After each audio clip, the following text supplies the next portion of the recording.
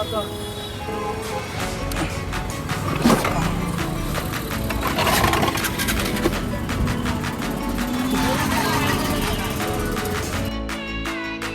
Everyone, welcome back to my another blog. This is blog number 3। আজকের ভিডিওতে আমরা 300 kilometre ride challenge করতে যাচ্ছি উইদাউট এনি ব্রেক। আমাদের এই চ্যালেঞ্জের আর অন্যতম কন্ডিশন হচ্ছে যে কোনো ব্রেক দেওয়া যাবে না এবং কয়েন আমাদের রুট পছন্দ করবে যে আমরা কয়েনের নির্দেশে চলবো। এই রুলটা আমরা জারি করছি ইন্টারেস্টিং বানানোর জন্য, আর মাঝখানে আমি ক্যারেক্টার অ্যাড করছি। তো মূলত আমরা এখানে দাঁড়াচ্ছি হচ্ছে যে আমাদের ট্রিপটা 0 করে দিব, কারণ হচ্ছে যে আমাদের ট্রিপ 0 না করলে কিন্তু আমরা আসলে বুঝতে পারবো না যে আমরা কত কিলোমিটার যাচ্ছি। তো এটা একটা প্রুফ হিসাবে আমি এখানে 0 করে দিলাম। তো আজকের ভিডিওটা আমরা এখান থেকে শুরু করতে যাচ্ছি। 5 টাকার কয়েনে দেখবেন যে শেখের মাথা, আরেকটা হচ্ছে যে কি বুকের মতো যেন থাকে নাকি শাপলা পাতা থাকে। তো ওইটার বেসিসে আমরা রুট চেঞ্জ করতে যাচ্ছি। আমাদের ডিরেকশনটা মূলত চেঞ্জ হবে ওটাতে। তো আমি আমার দিক থেকে রাইট নিছি অ্যান্ড আমার পিছন যে আমার পিলিয়ন কামরুল ও হচ্ছে লেফট নিছে।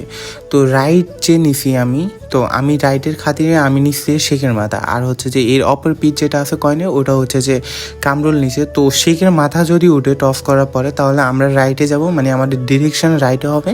আর যদি অন্য পাতাটা ওঠে তাহলে হচ্ছে লেফটে উঠবে। তো এই বেসিসে আজকে আমরা আমাদের রুট চেঞ্জ করতে যাচ্ছি। তো আমার কাছে যেহেতু 5 টাকা কয়েন ছিল না অ্যান্ড আমি আনতেও ভুলে গেছি, তো আমি কামরুলকে বললাম যে যাও 5 টাকা কয়েন নিয়ে আসো। তো এই কয়েনের বেসিসে কিন্তু আমরা আমাদের রুট চেঞ্জ করতে যাচ্ছি। এটাই হচ্ছে আমাদের ডিরেকশন। তো আমি খুবই এক্সাইটেড ছিলাম এই ব্লগটা নিয়ে, কারণ এই ধরনের ভিডিও ইউটিউবে নেই। আর আমি যদি এটা ছাড়ি তাহলে এটাই আমার প্রথম ভিডিও হতে যাচ্ছে ইউটিউবে, যেটা 300 কিলোমিটার রাইড চ্যালেঞ্জ হতে যাচ্ছে। আর ইউটিউবে যে ভিডিওগুলো আছে সেটা হচ্ছে এক ডিস্ট্রিক্ট থেকে অন্য ডিস্ট্রিক্টে মানুষ যখন পারাপার হয়, তো ওই ভিডিওগুলো আছে। কিন্তু 300 কিলোমিটার চ্যালেঞ্জ করবে এমন কোনো ভিডিও আমি পাইনি। সো আমি এটা নিয়ে সত্যি অনেক বেশি ইন্টারেস্টেড ছিলাম। খুবই ভালো লাগতেছিল যে আমি অলরেডি ডেটা শুরু করে দিয়েছি। মনের মধ্যে একটা ফিল আসছিল, এই ধরনের আনন্দ কাজ করতেছিল। তা আমরা দেখতে দেখতে সোনাপুর চলে আসছি। সোনাপুর কলেজ রোডের পাশে একটা রোড আছে, ওইখানে চলে আসছি।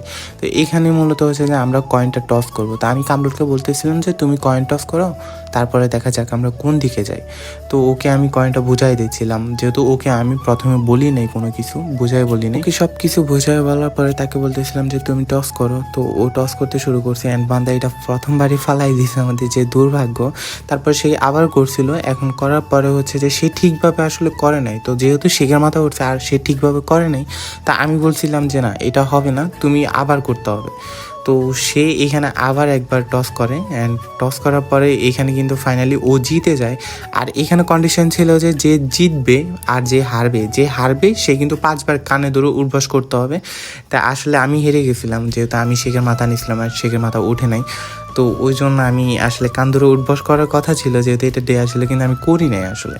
তো ও জেতার উপলক্ষে খুবই এক্সাইটেড ছিল। দেন হচ্ছে যে আমরা রুট চেঞ্জ করলাম, যে আমরা এখন হাতের বাঁয়ে দিয়ে আমরা হচ্ছে চৌমনি চলে। আসলে কোনো কিছু আমাদের প্ল্যান মতো চলে না। আমরা যখন একটা জিনিস নিয়ে প্ল্যান করি আর আমরা ওইটা করতে শুরু করি, তখন আমরা ভাবি যে আমরা হয়তো এটা করতে পারবো, কিন্তু সত্যি কথা হচ্ছে যে আপনার ভাগ্য যদি আপনার সঙ্গ না দেয় তাহলে আপনি কখনোই সেটা কমপ্লিট করতে পারবেন না।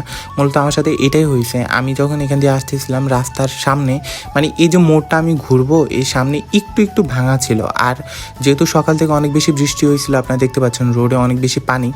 তো এইখানে কাছাকাছি চলে আসায় আমি তো এখন মোড় ঘুরতে হবে, তাই না? তো আমি ওই জন্য খুবই ভয় পেয়ে যাই, যদি আমি সামনে দিকে চলে যাই তাহলে আমার কি হবে।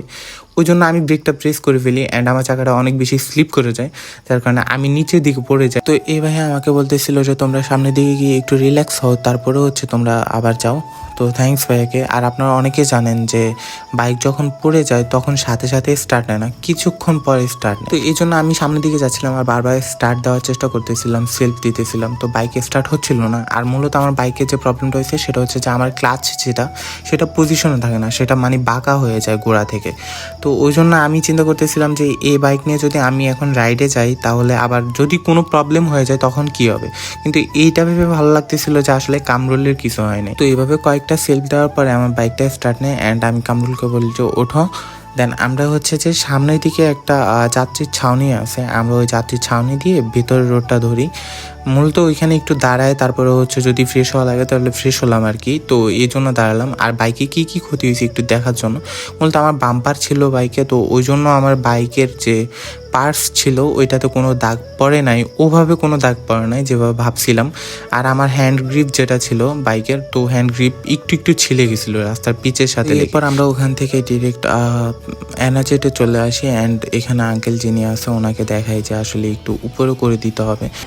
আসসালামু আলাইকুম আঙ্কেল। ওই আমার বাইকের এই লিভারটা আছে না, মানে মাত্র পরে গিয়ে এটা একটু নিচ হয়ে গেছে, এটা ঠিক করে দেন আমার। তো এরপর উনি আমার সাথে চায় কি আমার বাইকে আসলে কি নিচ হয়েছে কি উপর হয়েছে ওইটা একটু ভালোভাবে দেখে। তো উনি দেখে যে আমার লিভারটা একটু বাঁকা হয়ে গেছে। তো উনি ভিতর থেকে যন্ত্রপাতি এনে আমার বাইকটা হচ্ছে যে মানে যে নাটটা খুলে উপর দিয়ে করে দেয় না, তো ওইটা নাটটা খুলে একটু উপরে করে দিচ্ছিল যেন পজিশন মতো চলে আসে। এখন বাইকের লিভার যেটা বাঁকা হয়ে গেছে ওইটা যদি আমরা আবার সোজা করতে চাই হয়তো এটা ভেঙেও যাইতে পারে। তা আমরা রিস্ক নিয়ে নেই, আমরা ওই জন্য আর কি এটা একটু উপর করে ঠিক করে নিলাম। তো আঙ্কেল আমাকে বলতেছিল এটা যেহেতু বাঁকা হয়ে গেছে তুমি এটা চেঞ্জ করে নিও, তোমার জন্য ভালো হবে। তো ভাবছিলাম যে চেঞ্জ করে নেব, কিন্তু আমার কাছে ক্যাশ ছিল না। তো এই কারণে আসলে এই রাইডটা কমপ্লিট করতে পারলাম না আজকে। আমি মূলত বাসা থেকে ব্যাক করতেছিলাম। ইনশাল্লাহ আমার এই রাইডটা আমি অন্য একটা ব্লগ দিয়ে শেষ করব। আজকের ব্লগে যেহেতু আমি শেষ করতে পারি নাই, যেটা ঘটছে ওইটাই দেখাইলাম। তো আপনারা যারা আমার এতক্ষণ ধরে দেখছেন আপনাদেরকে অসংখ্য ধন্যবাদ। আর আমার জন্য দোয়া করবেন যাতে আমি ঠিক হয়ে আবার ব্লগ শুরু করতে পারি, এই আর কি। তো আপনারা সবাই ভালো থাকবেন, সুস্থ থাকবেন। It's your bye Himel signing off. Subscribe कौन करेगा।